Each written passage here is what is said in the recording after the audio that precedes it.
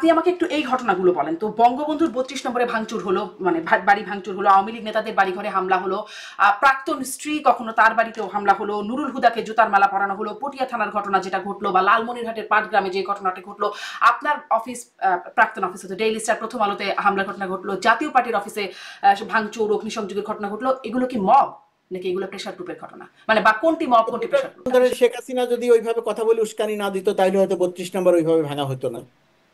ভাঙার ক্ষেত্রে একই সঙ্গে মব বলতে পারেন, একই সঙ্গে জনবিক্ষুব্ধতার প্রকাশ বলতে পারতেন যে তোমাকে আমরা তাড়িয়েছি, তোমাকে আমরা পরাজিত করেছি, তুমি আমাদের 1.5 হাজার মানুষ হত্যা করেছো, তুমি এখনো আবার আমাকে হত্যা করতে চাইছো, করতে এখন পারবে না। কিছু কেউ মানুষের তার তো তখন ক্ষোভ আইন মেনে থাকেই, হয়।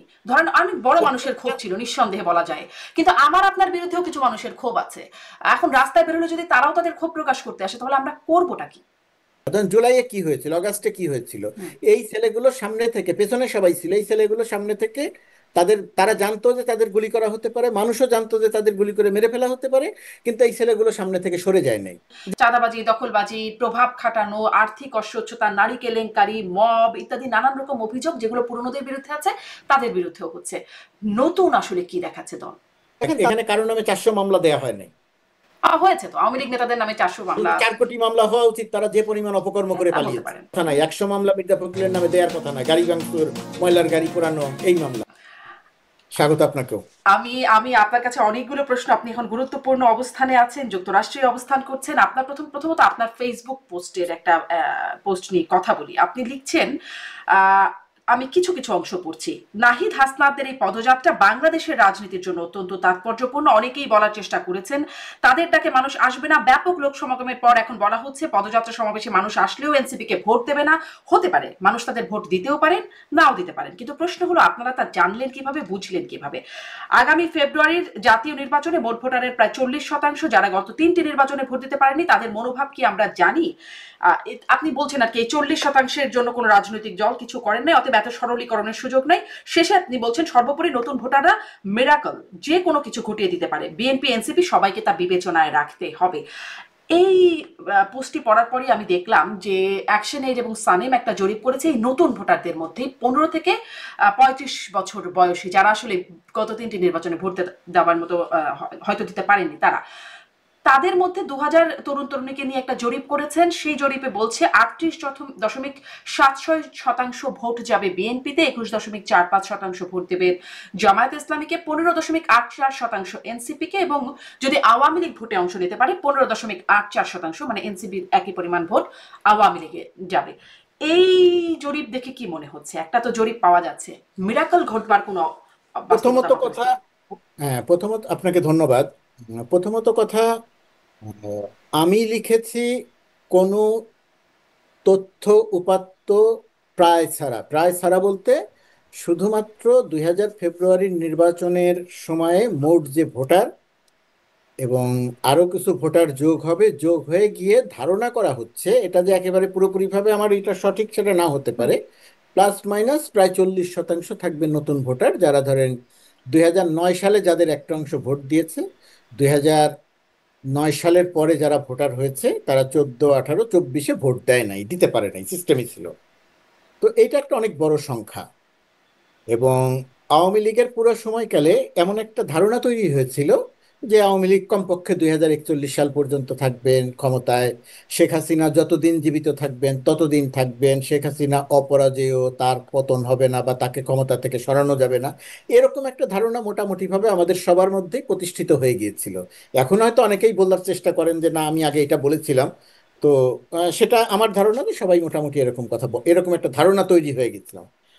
কিন্তু এটার পরিবর্তনটা কিভাবে হলো? পরিবর্তনটা সামনে থেকে নেতৃত্ব দিল তরুণরা, পেছনে থাকলো সবাই। সবাই বলতে হুম।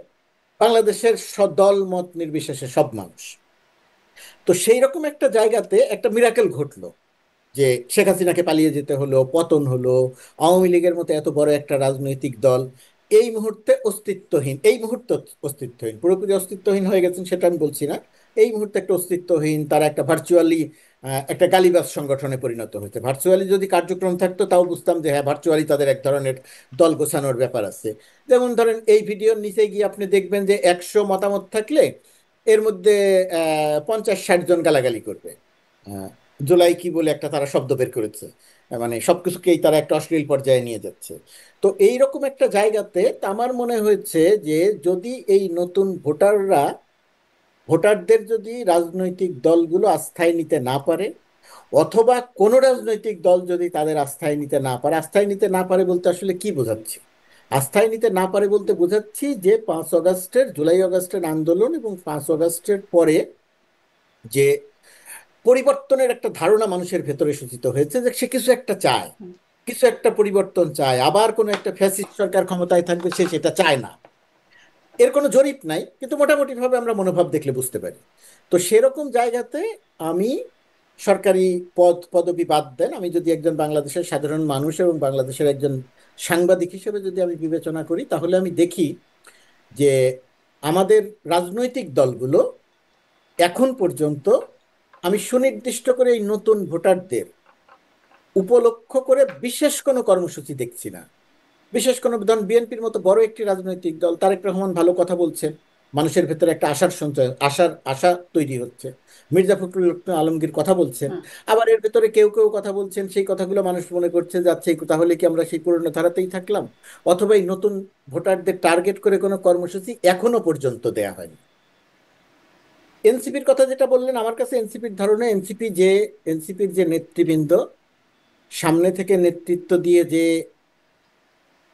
মানে মানুষের ভেতরে যে আস্থা অর্জন করলেন, এই সময়ের সাথে সাথে এই কয়েক মাসের মধ্যে তাদের সেই জায়গাটাতে অনেকগুলো জায়গাতে প্রশ্ন তৈরি হয়েছে।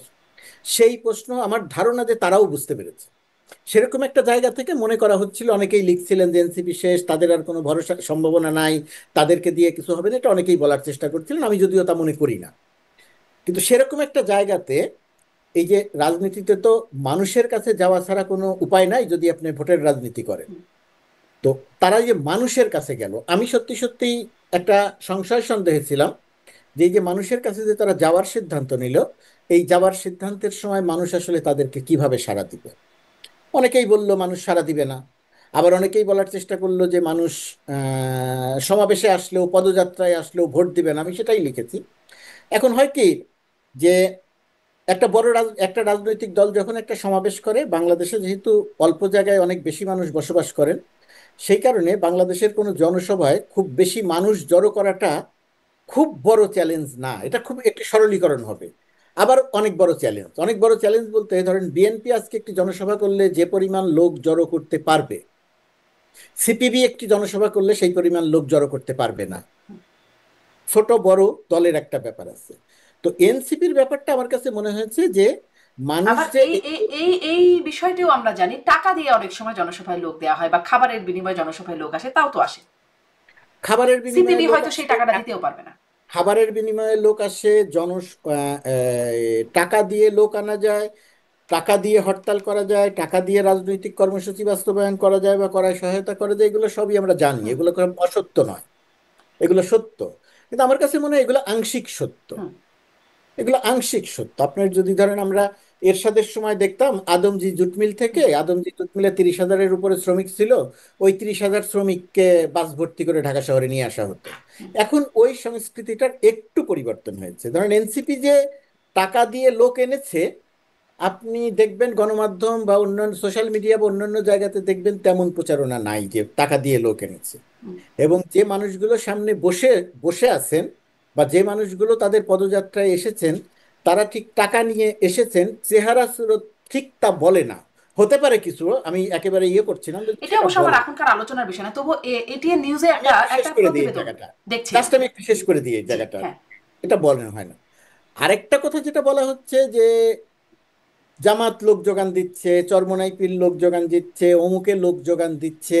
কিন্তু এই যে লোকজনগুলো যারা সামনে হুম। বসে আছে, দিতে পারে তারা কিছু লোক, আমি হুম। জানি না, আমার কাছে কোনো তথ্য নাই, কিন্তু তাদের চেহারা, তাদের অবস্থান দেখে সেটাও মনে হয় না যে এদেরকে মাদ্রাসা থেকে পাঠানো হচ্ছে বা পীরের পীরের দরবার থেকে পাঠানো হচ্ছে। আমার কাছে মনে হচ্ছে যে এনসিপির প্রতি মানুষের এক ধরনের একটা আগ্রহ এখনো আছে, এবং মানুষ সেটা জানতে চায় এবং বুঝতে চায়। এই মানুষগুলো এনসিপি কে ভোট দিবে আমি সেটা বলছি না, কিন্তু এদের প্রতি একটা আগ্রহ জি, আছে। আমি ওই এটা যে দেখা এটিএন নিউজের যেটার কথা বলছিলাম সেখানে দেখছিলাম যে মানুষ আসছে, আমি ঠিক বুঝতে পারিনি যেটা কোথাকার কোন সমাবেশের কথা, কিন্তু তারা আসছে, কোথায় আসছে সেটাও তারা জানে না, কাকে ভোট দেবে তা সেটাও তারা জানে না। ওই যে একটা একটা ভিডিও ভাইরাল হয়েছিল না, ভোট কেন্দ্রে গেছেন খুশিতে ঠেলায় ঘুরতে গিয়েছিলেন, তো এরকম কিছু মানুষ আসলে সমাবেশেও আসছে, এবং তারা কেন আসছে, কোন দলের সমাবেশে আসছে সেটা তারা বলতে পারে না, কি চায় সেটাও তারা বলতে পারে না, তাদেরকে শেষ করে টাকা দেবে এরকম একটা রিপোর্ট আমি দেখছিলাম, এটি আসলে কোন দলে সেটা বুঝতে পারিনি। যাই হোক, আপনার কাছে যে প্রশ্নটি করছিলাম আরেকবার একটু করি, যে তাহলে মিরাকল ঘটার কোনো সম্ভাবনা আপনি দেখেন কিনা, জরিপটি আপনি আমলে নেন কিনা, যে জরিপটির কথা সানেম এবং অ্যাকশন এইড যে জরিপটি বললো। এই জরিপের আমি এখন পর্যন্ত ডিটেল জানি না, জরিপের মেথোডোলজিটা আমি জানি না এখন পর্যন্ত। এই জরিপ কি 8টি জেলায় করা হয়েছে, 8টি জেলায় বা 8টি বিভাগ থেকে বাছাই করা হয়েছে। এখন সেই সমস্ত জায়গাতে কোন জায়গা, জেলাগুলো বলতে কোন জেলাগুলোকে বিবেচনায় নেওয়া হয়েছে, এর মধ্যে কি বগুড়া আছে, হুম, এর মধ্যে কি সাতক্ষীরা আছে, হুম, এর মধ্যে কি গোপালগঞ্জ আছে, এই জায়গাগুলো আমি জানি না। হুম, তো এই বিষয়গুলো না দেখলে জরিপ সম্পর্কে মন্তব্য করা কঠিন। তবে জরিপ জরিপ আমি মনে করি যে যে কোনো জরিপ নিয়ে কেউ পক্ষে কথা বলবেন, কেউ বিপক্ষে কথা বলবেন। তবে আমি চাই যে একটা গণতান্ত্রিক পরিবেশে এই জরিপটা চলতে থাকুক, বাট এই জরিপের পুরোপুরি সবকিছুকে আমি গ্রহণ করছি বা গ্রহণ করে বলছি যে হ্যাঁ জরিপটি খুব ভালো হয়েছে, এইরকমই হতে পারে, সেটা বলছি না। তার কারণ আমার এই জরিপটি সম্পর্কে মন্তব্য করতে হলে আরো অনেকগুলো জিনিস জানতে জানতে হবে। হবে। আচ্ছা। কিন্তু আহ, মানুষের এই যে জরিপের এই ব্যাপারটাকে আমি স্বাগত জানাই। হুম, এটা আরো বেশি বাড়া উচিত, আরো বেশি বাড়ুক, তর্ক হোক, বিতর্ক হোক, মানে যে কিন্তু জরিপ যেন জরিপগুলো, বন্ধ করে দেয়। জরিপ এখন ভালোই হচ্ছে, মানে বেশ অনেকগুলোই জরিপ হচ্ছে, ইনোভেশন নামের একটা সংস্থা তারা জরিপ করলো, এই জরিপগুলো মিরাকল ঘটার, আপনার মানে আপনার এই শব্দটা আমি একটু ক্যাচ করেছি, মিরাকল, মিরাকল ঘটবার মতো কিছু আছে কিনা সেটি একটু জানতে চাইছিলাম। এটাই একটু সাথে প্রশ্ন করি যে এই যে নতুন দল তাদের পদযাত্রা তাৎপর্যপূর্ণ আপনি বলছেন, সেখানে এই নতুন দলকে কোনো নতুন আশার সঞ্চার, নতুন বন্দোবস্ত, খুব সুন্দর একটা টার্ম আছে, সেরকম কিছু আমরা আমাদেরকে দেখাতে পারলো কিনা, মিরাকল ঘটাবে যা দিয়ে সেরকম কিছু হলো কিনা? কারণ তাদের বিরুদ্ধেও দেখেন চাঁদাবাজি, দখলবাজি, প্রভাব খাটানো, আর্থিক অস্বচ্ছতা, নারী কেলেঙ্কারি, মব ইত্যাদি নানান রকম অভিযোগ যেগুলো পুরনোদের বিরুদ্ধে আছে তাদের বিরুদ্ধেও হচ্ছে। নতুন আসলে কি দেখাচ্ছে দল? দেখেন, তাদের বিরুদ্ধে যে সমস্ত অভিযোগ আছে, আমি আমার অবস্থান থেকে একজন সাংবাদিক হিসেবে আমি পুরোপুরি সেগুলোকে উড়িয়ে দেই না, যেগুলো সব অসত্য, মিথ্যা, প্রোপাগান্ডা। তাদের বিরুদ্ধে যে সমস্ত অভিযোগ এসেছে সেই সমস্ত অভিযোগের একটা অংশ তো মিথ্যা। আমরা কিছু কিছু জিনিস জানি, একটা চরিত্র হননের একটা চেষ্টা চলছে। আর যে সমস্ত অভিযোগের সামান্যতম কোনো ভিত্তি আছে, আমার প্রত্যাশা থাকবে এই দলের যে তরুণ নেতৃত্ব তারা যেন বিষয়টিকে বিবেচনা করে দেখেন যে তাদের বিরুদ্ধে এই অভিযোগ কেন।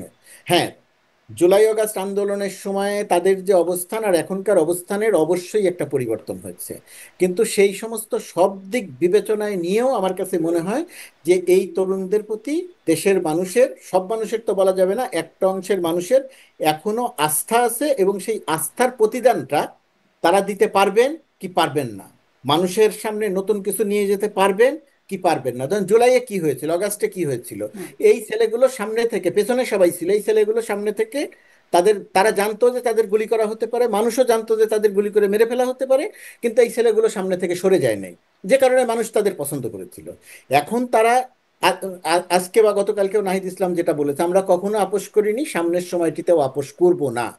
এই যে কথা, এই কথাকে তারা যদি দৃশ্যমান করতে পারে, তারা যদি মানুষের মনে ওই আস্থার জায়গাটা বোঝাতে পারে যে এরা নতুন কিছু করবে, তারা সেই জায়গাটাতে আমার ধারণা কিছুকে যে বোঝাতে মানুষের, পারলো, নতুন কিছুর কোথাও কি কোনো আশার সঞ্চার বা কোনো বার্তা কি তারা দিতে দেখেন, পারলো? একটা একটা অভ্যুত্থানের পরে এরকম একটা বিপ্লবের পরে যত রকমের অরাজকতা ঘটে বাংলাদেশে, তার কিছু কিছু ঘটেছে। এবং আমার বিবেচনায় হুম, পৃথিবীর যে সমস্ত দেশে এই ধরনের স্বৈরাচারের পতনের পরে, এই রক্তাক্ত পতনের পরে যত রকমের ঘটনা এবং অনাকাঙ্ক্ষিত ঘটনা ঘটে, আপনি ওই যে মব থেকে শুরু করে যা যা বলেছেন, আমি সবকিছুকে বিবেচনায় নিয়েও বলি যে বাংলাদেশে তুলনামূলকভাবে অনেক কম ঘটেছে। আমার, এটা আমার পর্যালোচনা। তো সেরকম একটা জায়গাতে রাজনীতিতে কোনো শর্টকাট মেথড নাই। রাজনীতিতে আপনি আসবেন এবং এসেই বিপ্লব করতে পারেন, আপনি আন্দোলন একটা করতে পারেন, কিন্তু রাজনীতি, জনমানুষের আস্থা, ভোট, সমর্থন, এই জায়গাটাতে শর্টকাট কোনো মাধ্যম নেই।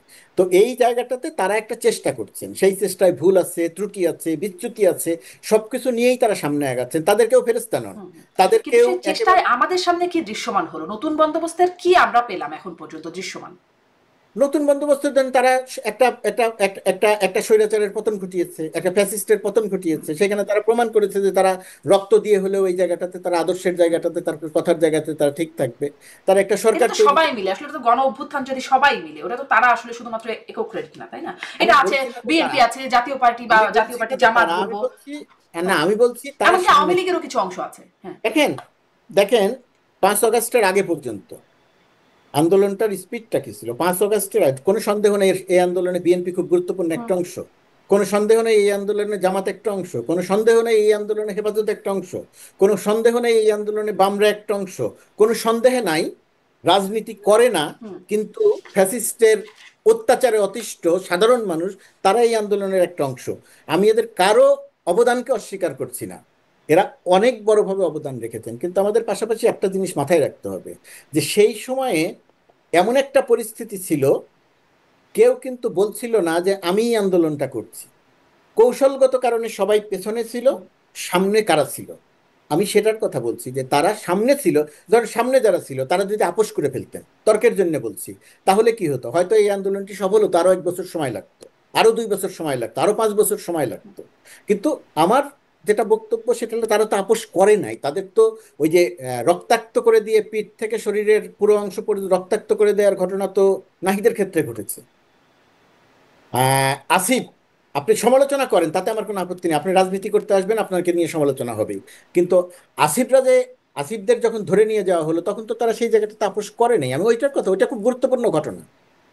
তো সেরকম একটা জায়গা থেকে আসার পরে তারা এখন রাজনীতির মাঠে নেমেছে। তারা এখন সরকারের অংশ। জন আকাঙ্ক্ষা পূরণ করতে পারছে না সরকার, তার প্রতিফলন আসিফ বা মাহফুজ বা নাহিদ কয়েকদিন আগে ছিলেন তাদের উপরে পড়ছে। মানুষ বলছে কই নতুন কিছু তো হুম। হলো না। কিন্তু নতুন কিছু হলো না সেটা যেমন সত্যি, আবার একই রকম ভাবে নতুন তো অনেক কিছু হয়েছে। এই যে একটা গণতন্ত্রের উত্তরণের পথে আমরা হাঁটতে শুরু করেছি, এটা তো নতুন কিছু না। ধরেন ব্যাংকিং খাতে ছোটখাটো অভিযোগ আছে, কিন্তু বড় বড় অভিযোগ তো নাই। এখন তো ব্যাংক লুট হচ্ছে না।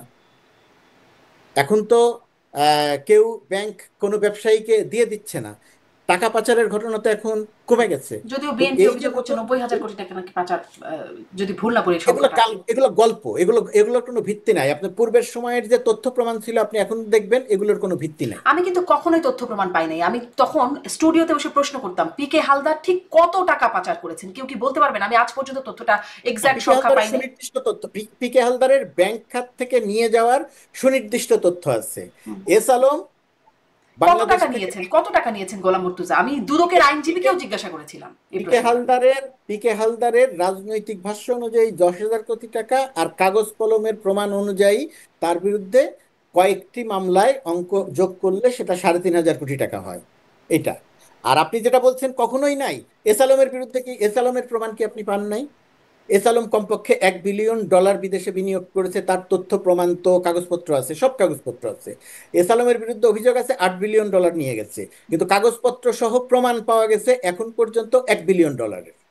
আপনি কি এই সময়ে কোনো $1 বিলিয়ন বা $1 মিলিয়ন কোনো প্রমাণ দেখাতে পারবেন যে এই লোকটা এইভাবে পাচার করে নিয়ে গেছে, সরকার তাকে সাপোর্ট করেছে?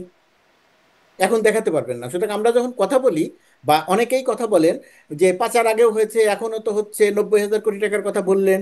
90,000 কোটি মানে টাকা, এটা অভিযোগ, অভিযোগের কথা বলছি। হ্যাঁ, আমিও তাই বলছি যে অভিযোগ করেন, কিন্তু আপনার 16 বছর ধরে যে সরকারটা বাংলাদেশকে একেবারে নিঃশেষ করে গেছে, হুম।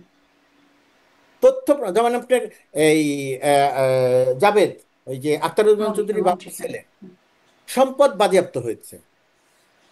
সালমান রহমানের ছেলের সম্পদ বাজেয়াপ্ত হয়েছে। তারা যে পরিমাণ টাকা পাচার করেছে বলে অভিযোগ, সেই তুলনায় এটা অনেক কম। কিন্তু হয়েছে তো, আপনি প্রমাণ তো পাচ্ছেন। তো এই এই যে অভিযোগগুলো বর্তমান সময়ের সঙ্গে যদি আপনি মেলাতে যান, তাহলে এটা আমার ধারণা যে অতি সরলীকরণ হবে এবং সেটা অন্যায় হবে যেই করুক।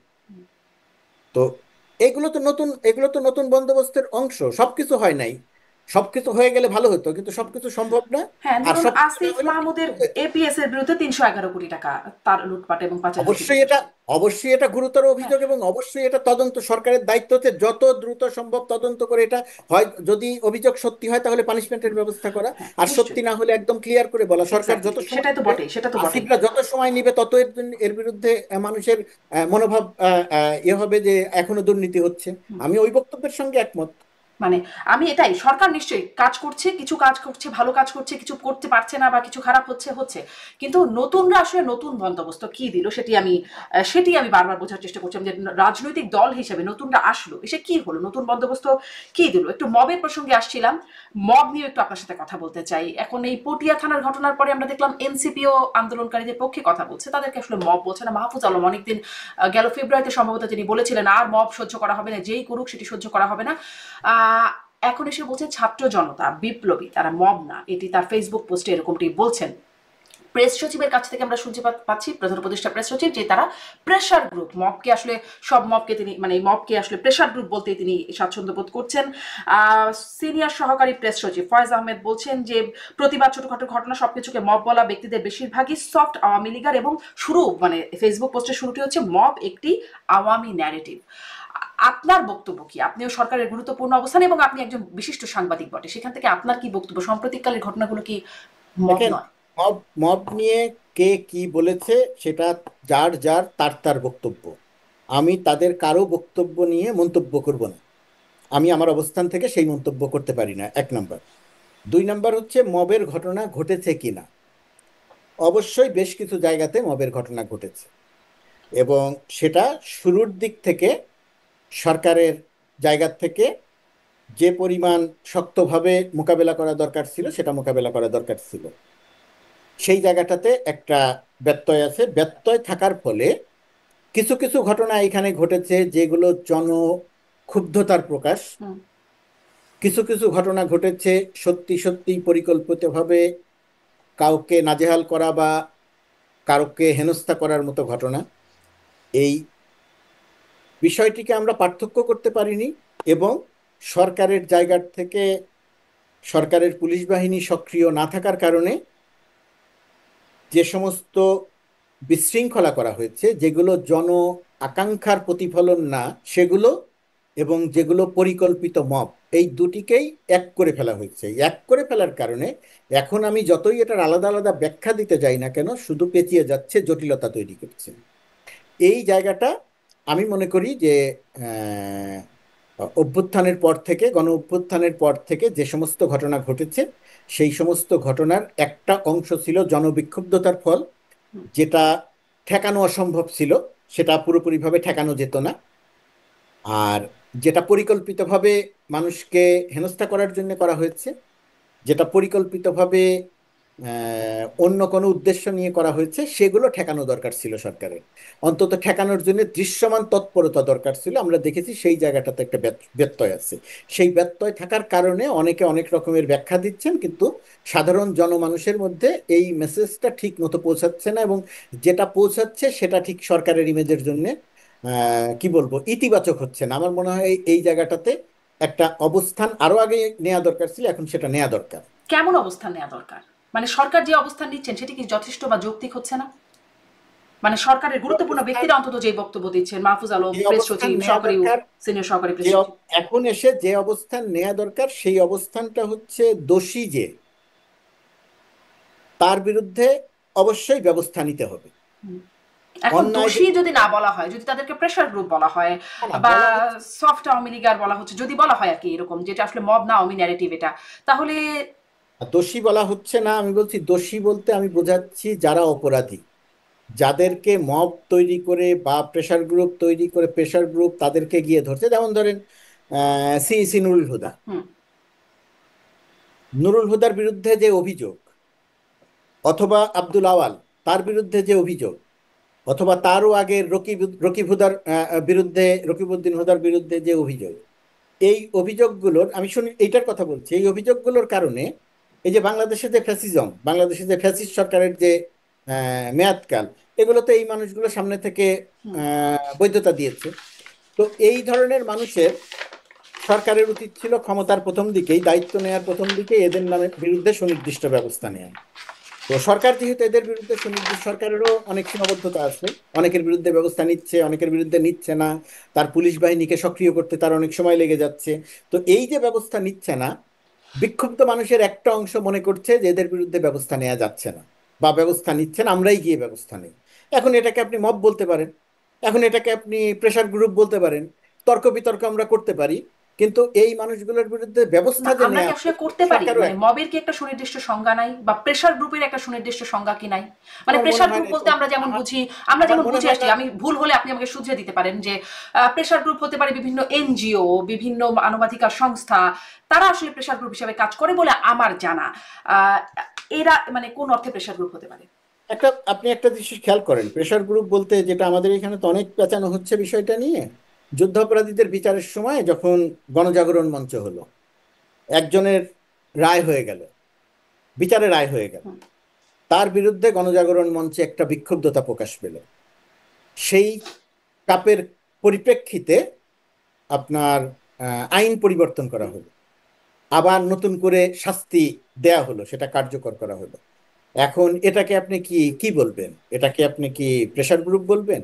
এটাকে কি আপনি আইন মব পরিবর্তন হয়েছিল, বলবেন? শাস্তির তো পরিবর্তনের কিছু নাই, মানে আইন পরিবর্তন হয়েছিল, আপিল করার একটা সুযোগ তৈরি করে দেওয়া হয়েছিল আইনে, যেটি আসলে পরিবর্তন হয়েছিল। আমি যেটা বলেছি, আপনি যেটা বলেছেন, আমরা কেউই ভুল বলিনি। হুম। যেটা বোঝাতে চেয়েছি সেটা আপনিও বুঝতে পেরেছেন, দর্শকও বুঝতে পেরেছে। রায় হয়ে যাওয়ার পরে আইন পরিবর্তন মানেটা কি?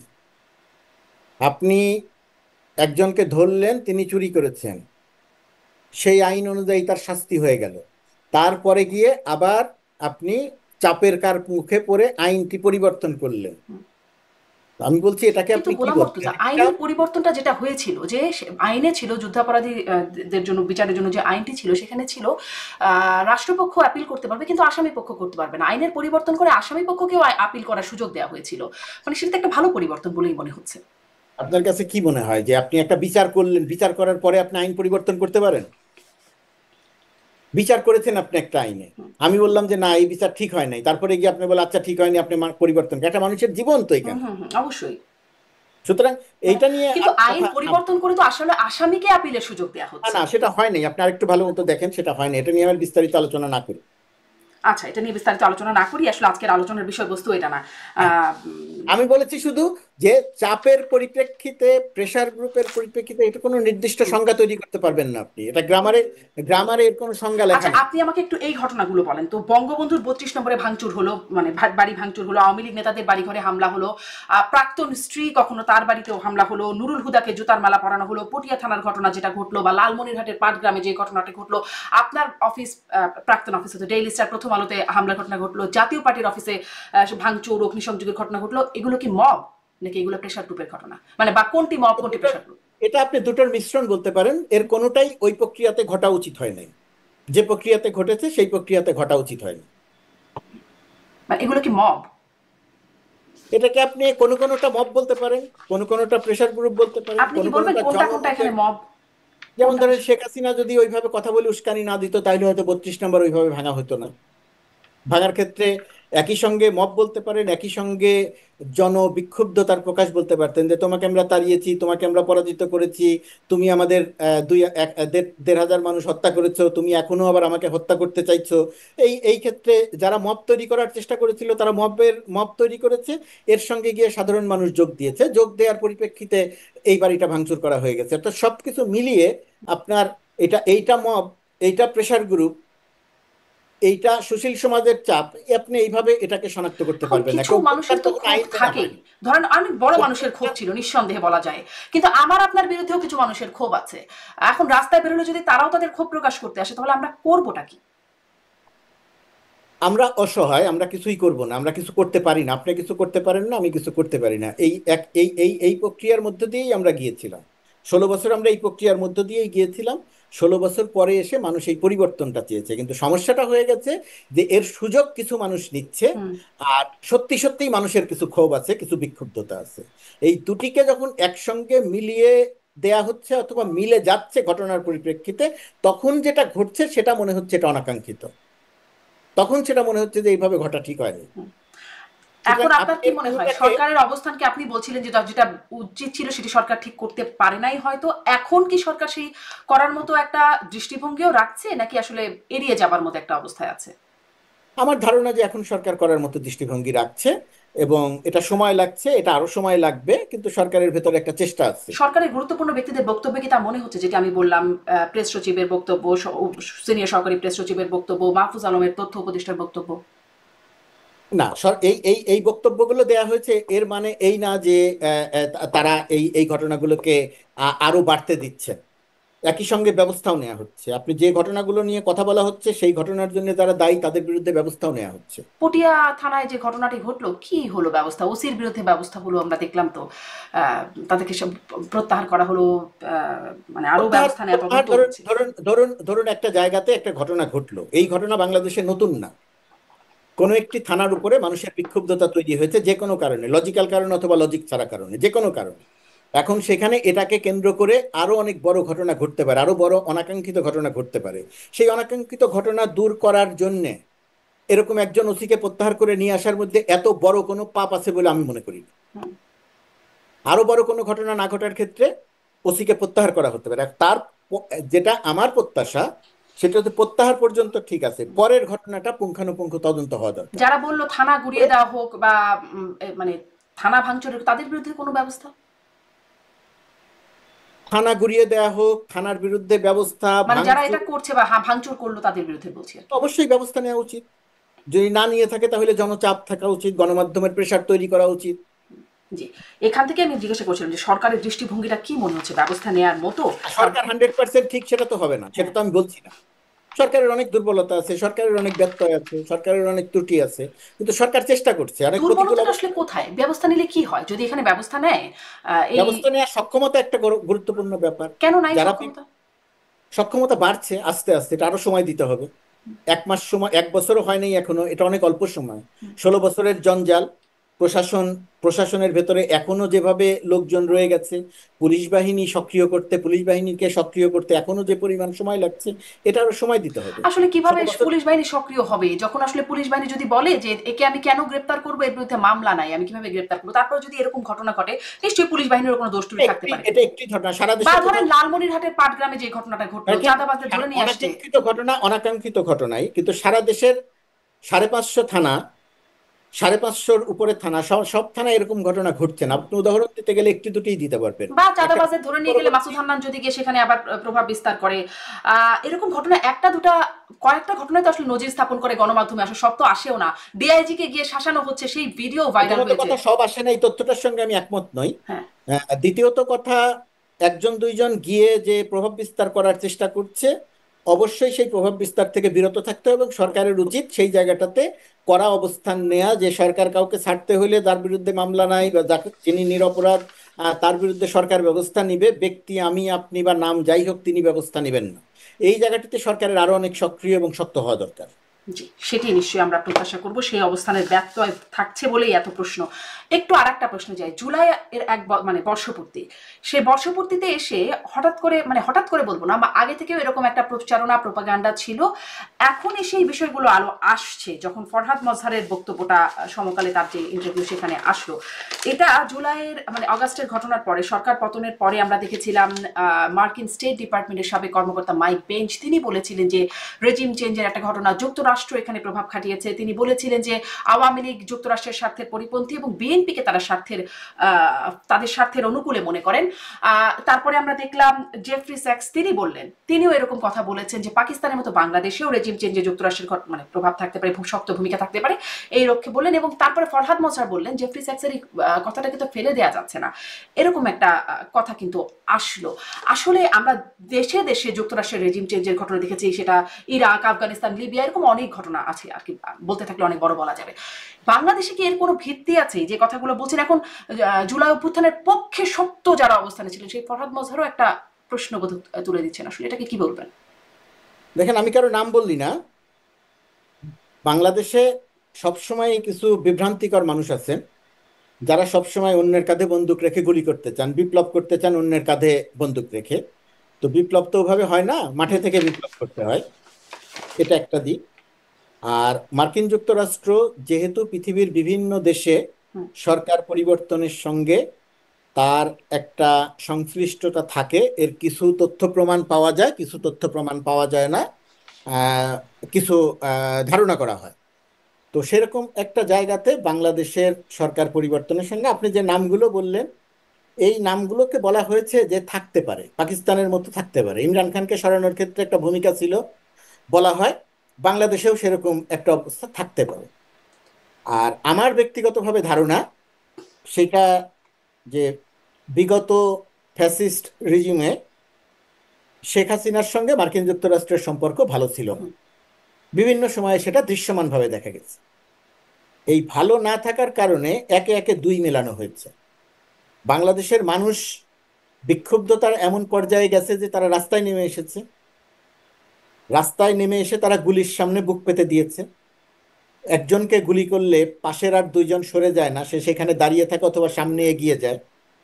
এই যে দৃশ্যটা, এটা মার্কিনিরা কি পরিকল্পনা করলো সেইটা বিবেচনায় নিয়ে করা হয় নাই। ওই ছেলে মেয়েগুলো হুম। সেটা বিবেচনায় নিয়ে করে নাই। আমি যেটা বোঝাতে চাইছি যে জনবিক্ষুব্ধতা এবং রক্ত দেওয়ার প্রবণতা এবং প্রতিরোধের শক্তি, গণ অভ্যুত্থানের শক্তি, বিপ্লবের শক্তি এতটাই প্রবল হয়ে গিয়েছিল যে সেই সময়ে যদি মার্কিন যুক্তরাষ্ট্র চাইতো যে আওয়ামী লীগ সরকারকে টিকিয়ে রাখতে হবে, তবুও তারা পারত না। ভারত যদি চাইতো যে আওয়ামী লীগ সরকারকে টিকিয়ে রাখতে হবে, তবুও তারা পারত না। সেরকম একটা অবস্থা তৈরি হয়েছে। সেই রকম অবস্থা তৈরি হবার পরে সেটা যে কোনো শক্তি, সেটা ভারত হোক, মার্কিন যুক্তরাষ্ট্র হোক, ইউরোপ হোক, অন্য যে কেউ হোক, তখন সবাই চেয়েছে যে ঠিক আছে এই পরিবর্তনটা হয়ে যাক, বা তারা এটার পক্ষে একটা সায় দিয়েছে। এই সায়ের অর্থ এই নয় যে তাদের কারণে পরিবর্তন হয়েছে বা বা তারা পরিকল্পিতভাবে পরিবর্তনটা হুম। করেছে। মার্কিন যুক্তরাষ্ট্র যে অন্যান্য দেশে, ধর পাকিস্তানের কথা বলছি, রেজিম চেঞ্জে যে কাজ করে, বাংলাদেশে কি এরকম কোনো কাজ করেছে আপনি এখন? এরকম কোনো কাজ করার নজির নাই। হ্যাঁ। পাকিস্তানে যে নজির আছে, ইমরান খানের ক্ষেত্রে যে নজির আছে, যে সমস্ত তথ্য প্রমাণ আছে, ইমরান খান যেভাবে হয়েছে, বাংলাদেশে ওই রকম কোনো নজির নাই। গত নির্বাচনের আগে এক ধরনের একটা তৎপরতা লক্ষ্য করা গিয়েছিল। নির্বাচনের সময় গিয়ে আবার তারা চুপচাপ হয়ে যায়। আবার তারা চুপচাপ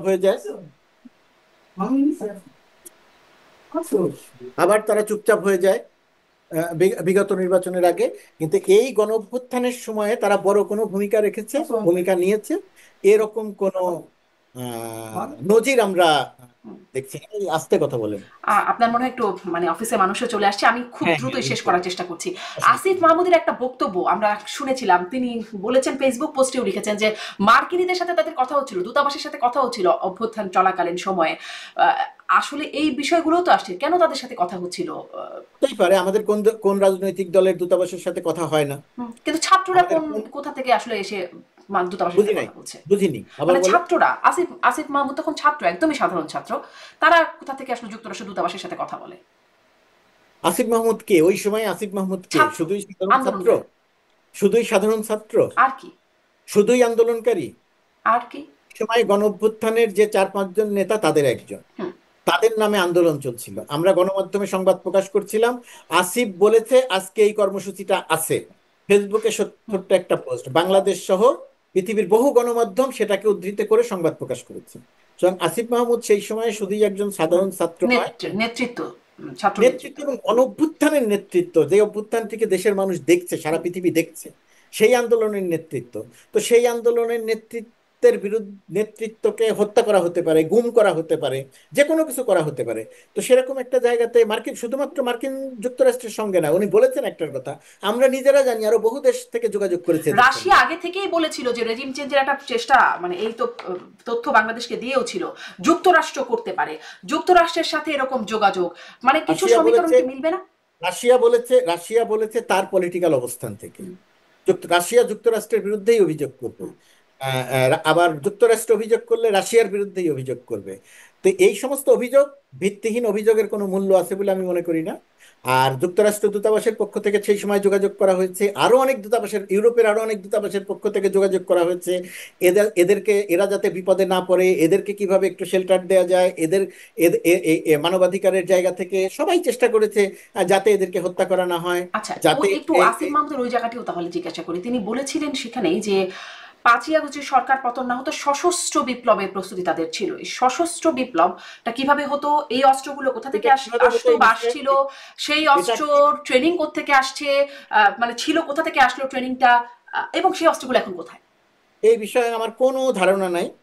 সশস্ত্র বিপ্লব তারা ভাবতে পারে, যে আমরা সশস্ত্র বিপ্লব করব যদি আমরা সব ব্যর্থ না হই। সশস্ত্র ভাবতে পারেন, হয়তো এই বিষয়ে আমার কোনো ধারণা নাই, কোনো কথা হয়নি, হুম কিন্তু আমি হুম যেহেতু প্রশ্ন করলেন সেহেতু বলছি হুম। যে তারা হয়তো ভাবতে পারেন যে আমরা সশস্ত্র বিপ্লব করতে হতে পারে বাংলা, এইভাবে যদি পতন না হয়, কারণ আমরা তো বেঁচে থাকতে পারবো না। এখন সেই সশস্ত্র বিপ্লব করতে হবে এর মানে যে তারা অস্ত্র নিয়ে বসেছিলেন তা নয়, এর মানে তারা ট্রেনিং নিয়ে বসেছিলেন তা নয়। ঠিক আছে? এগুলো পরের ব্যাপার, হয়তো হয়তো হয়তো বা হতো, এটা তো হয়তোর আলোচনা, হয়তো বা আমাদের প্রস্তুতি এরকম হতে পারতো। এগুলোর সঙ্গে এই অস্ত্র, এগুলোর সঙ্গে ডক্টর ইউনূস বা ছাত্ররাই নিজেদেরকে হত্যা করেছে, এই সমস্ত সমীকরণ মেলানোর না, কোনো কারণ আছে ছাত্ররা বলে তার আমি কে মনে কাকে করি না। হত্যা করেছে সেটা সেটা তো না, কিন্তু অস্ত্রগুলো আসলে উৎস কি, কারা দিল, ট্রেনিং অস্ত্র কারা দিল? কোথায়? অস্ত্র আপনি কোথায় দেখলেন? মানে প্রস্তুতি যেহেতু ছিল, কোথাও না আছে। মানসিক প্রস্তুতি, মানসিক প্রস্তুতি, রাজনৈতিক প্রস্তুতি যে আমি সশস্ত্র সংগ্রাম করব। অস্ত্র না থাকলে মানসিক প্রস্তুতি আসে কোত্থেকে? আমি তো এখন ডেফিনেটলি ভাবতেই অস্ত্র পারবো না থাকে না। সশস্ত্র হতে কোনো পারবো। একটা দল প্রথমে আগে অস্ত্র জোগাড় করে না, প্রথমে তার সিদ্ধান্ত নিতে হয় হুম। আমি কোন প্রক্রিয়াতে যাব। সে যদি সিদ্ধান্ত নেয় যে আমি সশস্ত্র সংগ্রাম করব, তারপরে গিয়ে তার অস্ত্রের জোগাড় জোগাড় করতে হয়, কিভাবে করতে হয়। আগে তো রাজনৈতিকভাবে সংগঠিত হতে হয়, হুম। রাজনৈতিক সিদ্ধান্ত নিতে হয়, মানে তাদের হাতে 5ই আগস্ট রাজনৈতিক। সরকার পতন না হলেই তাদের সশস্ত্র হবার প্রস্তুতি ছিল। সেই প্রস্তুতিটাই ছিল, যেহেতু সেটা তো ছিল তখন, এই জন্যই বলছেন যে প্রস্তুতি ছিল। ছিল মানে, ছিল মানে এর মানে এই না যে তারা অস্ত্র নিয়ে বসেছিল। কি আসলে তার মানে সেটাই বোঝার চেষ্টা করছি তাদের। না না, এটা এটা খুব সরল সরল হিসাব।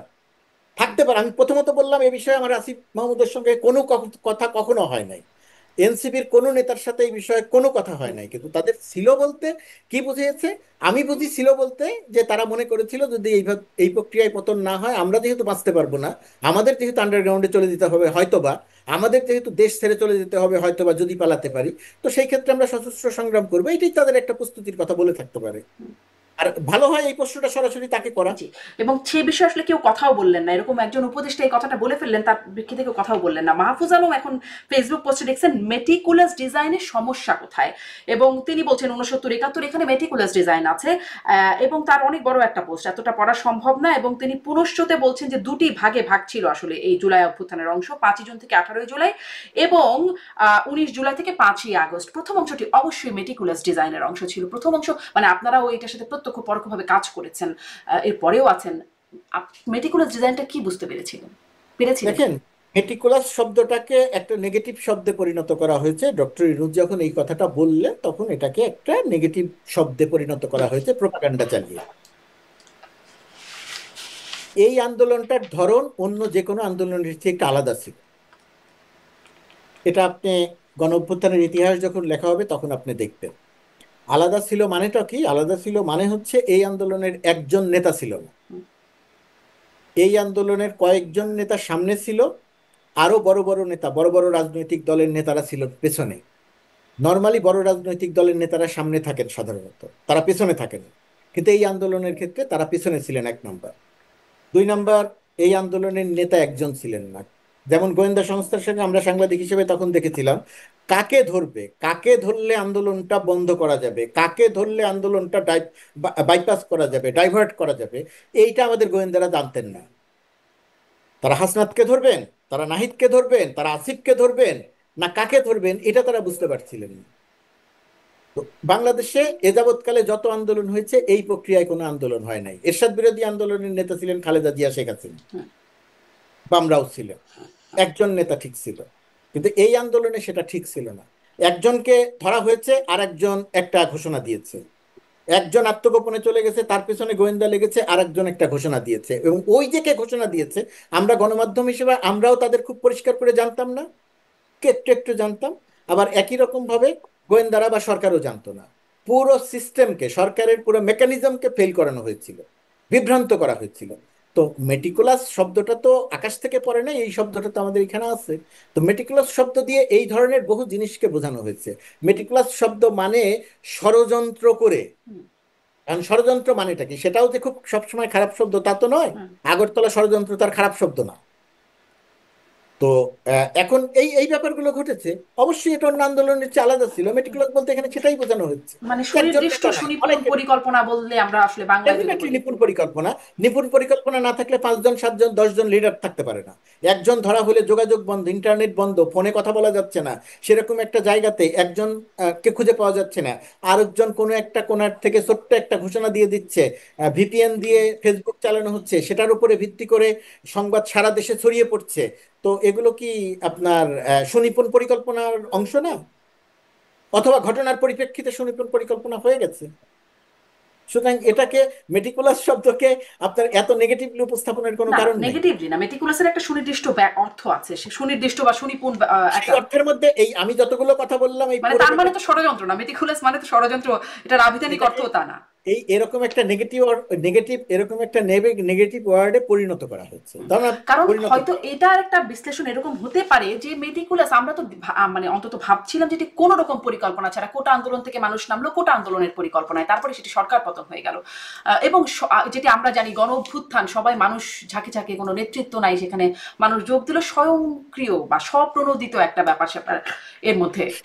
স্বপ্রণোদিতের সঙ্গে মেটিকুলাস শব্দের কোনো পার্থক্য নাই এই জায়গাটাতে। ধরুন 4 তারিখে যখন কর্মসূচি ঘোষণা দেওয়া হলো, 5 তারিখে কর্মসূচি নাই। পরবর্তীতে এই যে 6 তারিখের কর্মসূচিটা যে 5 তারিখে নিয়ে আসা হলো, একই সঙ্গে পরিকল্পিত, একই সঙ্গে তাৎক্ষণিকভাবে পরিকল্পিত, পুরো আন্দোলনটি স্বতঃস্ফূর্ত, এটা নিয়ে কোনো সন্দেহ নাই। কিন্তু একই রকম ভাবে সুনিপুণ পরিকল্পিত হচ্ছে নেতৃত্বের জায়গা থেকে। যখন যেটা প্রত্যাশিত ছিল, যখন যেটা ঘটা দরকার ছিল, ঠিক তখন সেটা ঘটেছে। সব সময় একে একে 2 হয়েছে, কখনো একে একে 0 হয় নাই। যে কারণে এই পরিকল্পনাগুলো কাজে লেগে গেছে। পরিকল্পনাগুলো যদি কাজে না লাগতো তখন আমরা ব্যাখ্যা করতাম, বিশ্লেষণ করতাম, একটা ভালো আন্দোলন হয়েছিল। প্রথম কিন্তু অংশটা অভিজ্ঞতা। শুধু মেটিকুলাসলি ডিজাইন ছিল, পরেরটুকু আর ছিল না, মানে কোনটা? মাহফুজ আলম বলছেন। কোনটা? মাহফুজ আলম বলছেন যে এই আন্দোলনকে দুই ভাগে ভাগ করা হচ্ছে, তিনি বলছেন 5ই জুন দেখেন, থেকে। এই মাহফুজ আলম যেটা বলেছেন, মাহফুজ আলমের ব্যাখ্যাটা মাহফুজ আলমের কাছ থেকে নিতে হবে। আর আমার ব্যাখ্যাটা হচ্ছে অন্য যে কোনো আন্দোলনের চেয়ে এই আন্দোলনটা আলাদা ছিল, পরিকল্পিত ছিল। এবং শুরুর দিকে যতটা না পরিকল্পিত ছিল, পরবর্তীতে এটা আরো বেশি পরিকল্পনার আওতায় চলে আসে। এবং সেটাকেই এক জায়গাতে গুছিয়ে শব্দটা বলা হয়েছে যে মেটিকুলাসলি যদি ডিজাইন। মাহফুজ আলম বলছেন শুরুর হ্যাঁ, দিকেই মেটিকুলাসলি ডিজাইন ছিল, পরের দিকে হতে পারে। ছিল হতে পারে তারা ছাত্র তারা জনতার তো অংশগ্রহণ। আন্দোলনের মূল জায়গাটা ছিল, মূল চালিকা শক্তি ছিল।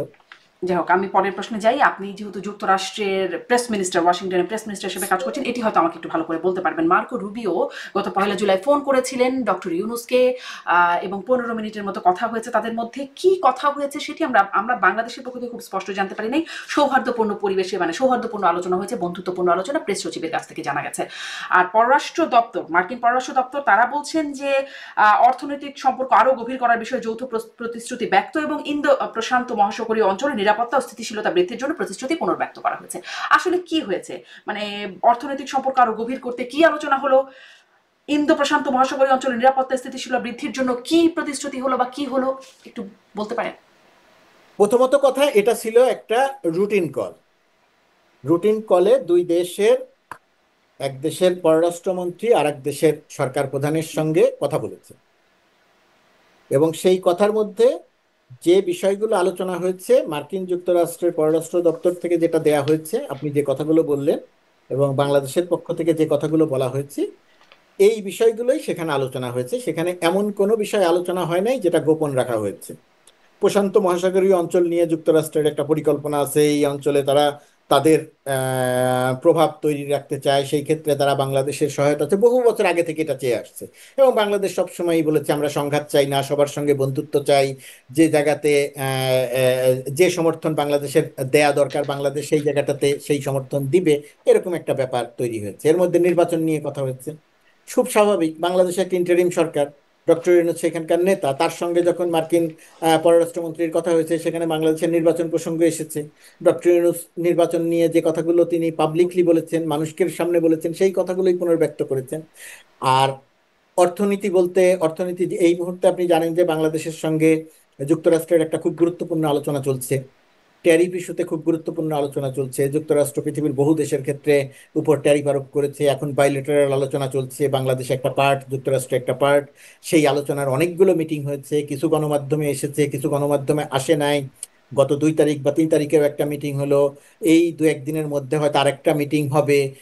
এর সঙ্গে বাংলাদেশের অর্থনীতি, মার্কিন যুক্তরাষ্ট্রের অর্থনীতি, আমরা কি যুক্তরাষ্ট্র থেকে ইম্পোর্ট করব, বাংলাদেশ কি এক্সপোর্ট করবে, এই সমস্ত অর্থনীতির বিষয়গুলো এখন আলোচনার একেবারে তুঙ্গে আছে, আলোচনার মধ্যে আছে। সুতরাং এই বিষয়গুলি আলোচনা হয়েছে। এখানে খুব গোপন কোনো কিছু আলোচনা বা প্রকাশ করা যাবে না এরকম কোনো কিছু আলোচনা হয়েছে বলে আমার জানা নেই। কিন্তু সুনির্দিষ্ট তাহলে কোনো আলোচনা হয় নাই? সব কয়টাই সুনির্দিষ্ট আলোচনা, যেমন ট্যারিফ মানে অর্থনীতি আচ্ছা, এই যে সুনির্দিষ্ট মানে আলোচনা। ইন্দো প্রশান্ত মহাসাগরীয় অঞ্চলের নিরাপত্তা স্থিতিশীলতা বৃদ্ধিতে আসলে প্রতিশ্রুতি এটার হয়েছে, কি সঙ্গে হবে, কি বাংলাদেশ যেহেতু প্রতিশ্রুতি? সরাসরি সম্পৃক্ত নয়, এটার সঙ্গে যেহেতু বাংলাদেশ সরাসরি সম্পৃক্ত নয়, এই জায়গাটা বাংলাদেশের সঙ্গে সুনির্দিষ্ট করে আলোচনা হবে না। ইন্দো ইন্দো প্যাসিফিক এই অঞ্চলের সঙ্গে যে সমস্ত দেশ সম্পৃক্ত, সেই সমস্ত দেশের সঙ্গে এই আলোচনাটা সুনির্দিষ্ট করে হয়। বাংলাদেশকে এই আলোচনাটার সঙ্গে রাখার চেষ্টা করা হয় এবং বাংলাদেশ সরাসরি সুনির্দিষ্ট করে এর সঙ্গে যোগ দিতে চায় না। সেই কারণে বাংলাদেশ এই জায়গাটায় আলোচনা পর্যায় পর্যন্তই থাকে। চায় না হয়তো আমার কথাটা বলা ঠিক নয়, আমি এই জায়গাটাতে কথা বলতে পারি না। পারি না। এই আলোচনাটা পূর্বেও আমরা যেরকম দেখেছি এখনো সেরকমই দেখেছি। কিছুটা বায়বীয় জায়গাতে আলোচনাটা হয়, সুনির্দিষ্ট করে এই জায়গাটা আলোচনা হয় না বাংলাদেশের সঙ্গে যুক্তরাষ্ট্রের। তাহলে এই আলোচনার ফল কি হলো, মানে এই আলোচনা থেকে কি আসলো? আলোচনা থেকে যুক্তরাষ্ট্রের সঙ্গে বাংলাদেশের যে দ্বিপাক্ষিক সম্পর্ক, সেই সম্পর্কটা জোরদার আছে, জোরদার হচ্ছে। ট্যারিফ ইস্যুতে বাংলাদেশ খুব ভালো একটা ছাড় চায়, সেই জায়গাটা নিয়ে আলোচনা হয়েছে। এখন দেখার বিষয় যে কি অর্জন হলো। রাজনৈতিকভাবে অর্জন হলো যে বাংলাদেশের সঙ্গে বর্তমান বর্তমান ট্রাম্প প্রশাসনের সঙ্গে বাংলাদেশ সরকারের, ডক্টর ইউনূস সরকারের একটা ভালো সম্পর্ক আছে, যোগাযোগ তৈরি হয়েছে, যোগাযোগ আছে, কথা হচ্ছে। এম্বাসি থেকে আমাদের সঙ্গে ট্রাম্প প্রশাসনের সঙ্গে প্রতিনিয়তই যোগাযোগ হচ্ছে, কথা হচ্ছে, আলোচনা হচ্ছে। ট্যারিফ ইস্যুতে আলোচনা হচ্ছে, বাংলাদেশের নির্বাচন প্রসঙ্গে আলোচনা হচ্ছে। এরকম মানে ওই বাংলাদেশের শেখ হাসিনা সরকার যখন ছিল তখনও তো যোগাযোগ হতো, এটা মানে থাকবেই। গুরুত্বপূর্ণ সফর হতো, কিন্তু সেটা সম্পর্ক তো তো খারাপ যোগাযোগ ছিল। ধারণা করা হচ্ছিল, এই যোগাযোগটা গুরুত্বপূর্ণ কেন অন্য সময়ের চেয়ে ধারণা করা হচ্ছিল যে ডক্টর ইউনূসের সরকারের সঙ্গে ডেমোক্রেটদের যে সুসম্পর্ক আছে, রিপাবলিকানদের সেই সুসম্পর্ক নাই, এরকম একটা প্রচারণা ছিল। সেই প্রচারণাটা যে ঠিক নয়, মার্কিন প্রশাসনের সঙ্গে বর্তমান সরকারের যোগাযোগের মধ্য দিয়ে সেই ধারণাটা ভুল প্রমাণ হলো যে মার্কিন যুক্তরাষ্ট্রের সঙ্গে সম্পর্ক বাংলাদেশের বিশেষ কোনো সরকারের না। মার্কিন যুক্তরাষ্ট্র বাংলাদেশের মানে সঙ্গে ভালো যোগাযোগ সম্পর্ক খারাপ আর ভালো এটি আমরা বুঝবো কি করে? কারণ শেখ হাসিনার সঙ্গে যখন যোগাযোগ হতো তখনও যোগাযোগটা হতোই, সব সময় অনেক যোগাযোগ হতো, এম্বাসির সাথে যোগাযোগ বলি বা একদম গুরুত্বপূর্ণ লিডাররা সফর করতেন বাংলাদেশে, অথরিটি সফর করতেন, কথা হতো, যোগাযোগ তো হতোই, কিন্তু সম্পর্ক খারাপ ছিল। আর এখন ভালো বা খারাপ, ধরেন আপনি ভালো বা খারাপ বুঝবেন কিভাবে, হুম, গুরুত্বপূর্ণ প্রশ্ন। ধরেন ভারতের সঙ্গে বিগত সরকারের, ফ্যাসিস্ট সরকারের সম্পর্ক খুব ভালো ছিল, বোঝা যেত। হুম, এখন সম্পর্ক ভালো নাই, সেটা বোঝা যায়। আমেরিকার সঙ্গে বিগত সরকারের সম্পর্ক ভালো নাই যে কথাটা বলা হচ্ছে, সেটা কিছু কিছু ঘটনার পরিপ্রেক্ষিতে, নির্বাচনের সময় তাদের মতামত, বক্তব্য, অবস্থান, তার পরিপ্রেক্ষিতে। কিন্তু ব্যবসা বাণিজ্য সহ অন্যান্য ক্ষেত্রে যে সম্পর্ক ছিল, ধারণা করা হচ্ছিল যে সরকার পরিবর্তনের সঙ্গে সঙ্গে, অর্থাৎ বাংলাদেশের সরকার পরিবর্তন এবং এইখানকার ডেমোক্রেটদের পরাজয়ের পর রিপাবলিকানরা ট্রাম্প প্রশাসন ক্ষমতায় আসলে, বিশেষ করে ডক্টর ইউনূসের সঙ্গে হয়তো সেই সম্পর্কটা তেমন আর নাও থাকতে পারে। ধারণা করা হচ্ছিল, প্রোপাগান্ডা চালানো হচ্ছিল যে ট্রাম্প ডক্টর ইউনূসকে পছন্দ করেন না বা রিপাবলিকানরা ডক্টর ইউনূসকে পছন্দ করেন না। কিন্তু আমরা মার্কিন যুক্তরাষ্ট্রে থেকে কাজের সূত্রে দেখছি যে এইখানে সম্পর্ক ভালো, সম্পর্ক পছন্দ অপছন্দ কোনো ক্ষেত্রে কোনো পরিবর্তন আসে নাই। বাংলাদেশের সঙ্গে উল্টো অনেক ক্ষেত্রে সম্পর্ক আরো ভালো হয়েছে এবং রিপাবলিকানরাও বাংলাদেশের বিষয়ে, ডক্টর ইউনূস সরকারের বিষয়ে একই রকমের সমর্থন বা তার চেয়ে বেশি সমর্থন দিয়ে যাচ্ছে। সুতরাং এই সমর্থনটা আসলে কতদিনের জন্য? আপনি নির্বাচন বিষয়ে কথা হয়েছে বলছিলেন, আহ, মানে যুক্তরাষ্ট্র এখন নির্বাচন নিয়ে, বাংলাদেশের নির্বাচন নিয়ে বরাবরই তাদের একটা অবস্থান থাকে, এখন কি অবস্থা?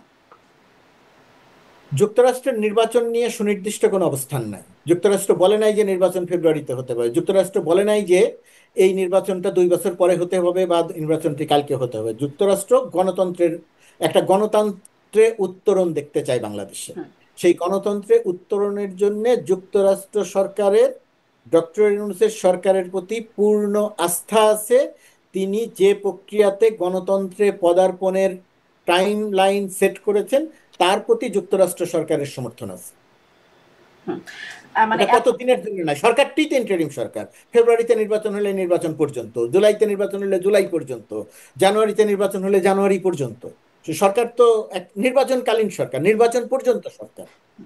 এখন এবং আর যুক্তরাষ্ট্র সমর্থনের ঠিক অংশগ্রহণ মূলক নির্বাচনের প্রসঙ্গটা তোলে না, আগে এটা তাদের একটা অন্যতম টার্ম ছিল, অংশগ্রহণমূলক। কেন সেটি করে না সেটি সেটা যুক্তরাষ্ট্র ভালো বলতে পারবে, আওয়ামী লীগের কর্মকাণ্ডের কারণের কথা বলতে পারবে। আওয়ামী লীগ নিজেকে যে এক ধরনের দেউলিয়াত্ব প্রমাণ করেছে, আওয়ামী লীগ যে গণহত্যা চালিয়েছে, আওয়ামী লীগ যে মানুষ হত্যা করেছে, সেই সমস্ত হত্যার পরিপ্রেক্ষিতে তারা হয়তো চায় না যে একটা হত্যাকারী গণহত্যাকারী দল সেই গণহত্যার বিচার না হওয়া পর্যন্ত তাদেরকে নির্বাচনে অংশগ্রহণের সুযোগ দিতে হবে, তারা হয়তো সেটা মনে করেন না। হয়তো বা, এটা আমি তা বলছি, এটা নিয়ে আমার তার সাথে কথা হয় না, নাই তার আওয়ামী লীগকে সঙ্গে। নিষিদ্ধ করার পরে যখন প্রশ্ন করা হয়েছিল স্টেট ডিপার্টমেন্টের মুখপাত্র, তখন তিনি আসলে এটিতে খুব ইতিবাচক এটা মন্তব্য এটা করেন নাই। দেখেন, এটা বাংলাদেশের রাজনীতিতে, পৃথিবীর রাজনীতিতে খুব গুরুত্বপূর্ণ একটি ঘটনা। বাংলাদেশের মতো একটি দেশে যেখানে ছোটখাটো একটা ঘটনা ঘটলে ইউরোপ বা উত্তর আমেরিকা যেখানে কথা বলে, মন্তব্য করে, আওয়ামী লীগের মতো একটা দলকে, দলের কার্যক্রম নিষিদ্ধ করে দেওয়ার ফলে পরও জাতিসংঘ খুবই সহজ খুব নরম ভাষায় একটা প্রতিক্রিয়া দেখিয়েছে। মার্কিন যুক্তরাষ্ট্র কোনো প্রতিক্রিয়া দেখায় না, ইউরোপ কোনো তেমন কোনো প্রতিক্রিয়া দেখায় না। এই যে না দেখানোর কারণটি হচ্ছে আওয়ামী লীগ আর এখন রাজনৈতিক দল নাই। আওয়ামী লীগ একটা গণহত্যাকারী, এটির একটা সাথে কি খুনি মানে বাহিনীতে ওইভাবে বলার কোনো সুযোগ আছে কিনা যে রেজিম চেঞ্জের সাথে তারা জড়িত ছিল বলেই তারা এখন আসলে এটার মধ্যে আর তাদের কোনো অবস্থান নাই? এটা আমার কাছে মনে হয় এটা কল্পিত, কল্পনা করতে চাইলে এরকম করে কল্পনা করতে পারি, কিন্তু এর কোনো ভিত্তি আছে বলে আমার কাছে মনে হয় না। আচ্ছা, এটি আপনার কাছে মনে হয় না? আমি আরেকটা শেষের দিকে একটা প্রশ্ন করি সাংবাদিকতার বিষয়ে। প্রথম উপদেষ্টা প্রেস সচিব তিনি বলছেন বিগত 15 বছরের সাংবাদিকতা নিয়ে জাতিসংঘের অনুসন্ধানে তদন্তের জন্য আমরা চিঠি লিখছি, জাতিসংঘকে আমরা বলেছি আপনারা বাইরের বিশেষজ্ঞ দেন, তারা তদন্ত করলে এখানে কি ধরনের সাংবাদিকতা হয়েছে তদন্ত মানে সেটার কথা তিনি বলছেন যে সেটি করার জন্য তারা চিঠি দিচ্ছেন। তদন্ত এই বিষয়ে আপনার মন্তব্য কি? আসলে এরকম তদন্ত প্রয়োজনীয়তা কতটুকু, করে কি হবে?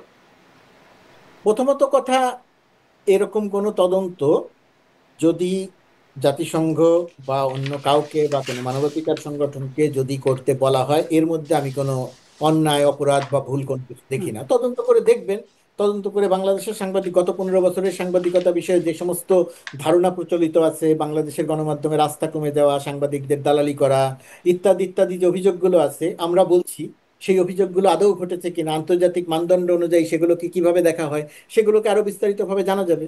সেক্ষেত্রে এর মধ্যে আমি তো মনে করি যে এটা করলে বাংলাদেশের গণমাধ্যম উপকৃত হবে। তারা যেটা করবে সেটাকে মেনে নিতে হবে, আমি সেটা এখন বলছি কি না। সঠিক সাংবাদিকতাটা হচ্ছে? আমরা যেভাবে করছি, আমাদের যেহেতু গত 15 বছর আমরা সাংবাদিকতা করি নাই, গত 15 বছর যেহেতু আমরা একটা দলান্ধের ভূমিকা নিয়েছিলাম একটা বড় অংশ, সেই কারণে এখন যখন একটা মুক্ত পরিবেশ এসেছে, সেই মুক্ত পরিবেশে আমাদের যে সমস্ত দলান্ধ অবস্থা হয়েছিল দুই ভাবে, একটা হলো ব্যক্তি আর একটা হলো ইনস্টিটিউশন, গণমাধ্যম ইনস্টিটিউশন হিসেবে।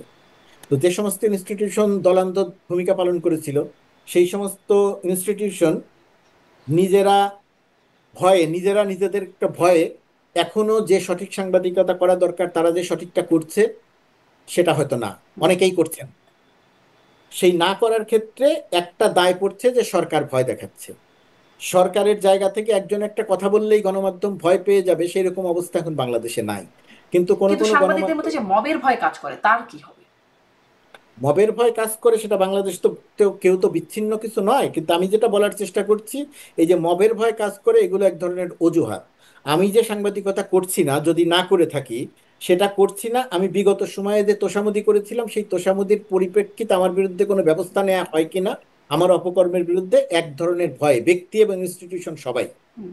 সরকারের দায়িত্ব হচ্ছে যারা দোষী তাদের বিরুদ্ধে ব্যবস্থা নেয়া, আর যারা দোষী নয় ইনস্টিটিউশনগতভাবে ব্যক্তি পর্যায়ে তাদেরকে উৎসাহিত করা, সঠিক সাংবাদিকতা করা।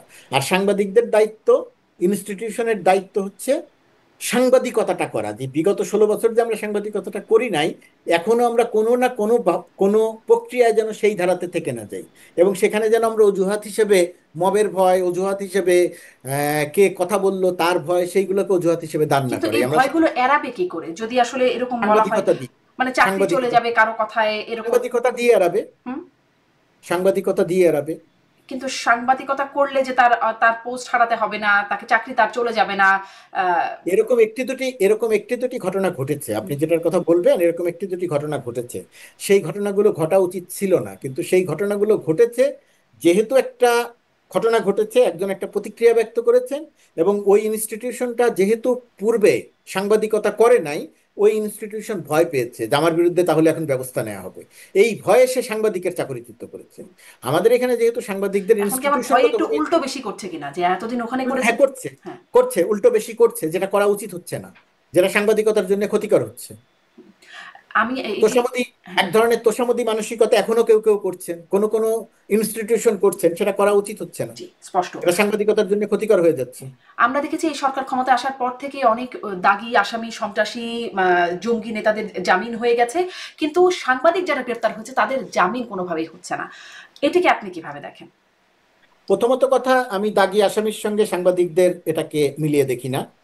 দাগী আসামিরা কোন প্রক্রিয়াতে জামিন পেয়েছে, কোন মামলায় জামিন পেয়েছে, কবে জামিন পেয়েছিল, তারপরে কবে সে মুক্তি হলো, এগুলো নিয়ে গণমাধ্যমের দায়িত্ব পুঙ্খানুপুঙ্খ অনুসন্ধান করে সংবাদ প্রকাশ করে দেশের মানুষকে সঠিক তথ্য জানানো। আর সাংবাদিকদের মধ্যে থেকে যারা আটক অবস্থায় আছেন, এদের প্রায় কেউই 15 বছর সাংবাদিকতা করেননি। এদের সবাই এক ধরনের প্রোপাগান্ডা চালিয়েছেন, ইনস্টিটিউশনকে ব্যবহার করে প্রোপাগান্ডা চালিয়েছেন, মানুষের চরিত্র হনন করেছেন। এই ইনস্টিটিউশনকে ব্যবহার করে প্রোপাগান্ডা করেছেন, চরিত্র হনন করেছেন। এই সমস্ত কারণে তারা এবং বাংলাদেশের গণমাধ্যম ইমেজ হারিয়েছে। সরকারের দায়িত্ব হচ্ছে তারা অসৎ কি করেছে, কি সুবিধা নিয়েছে, এই সমস্ত জায়গা অনুসন্ধান করে সুনির্দিষ্ট মামলা দিয়ে তাদের এই বিচার প্রক্রিয়ায় অগ্রসর হওয়া। সত্যিই যদি কেউ হত্যা মামলায় জড়িত থাকে তাহলে তাকে অবশ্যই হত্যা মামলায় বিচার করতে হবে।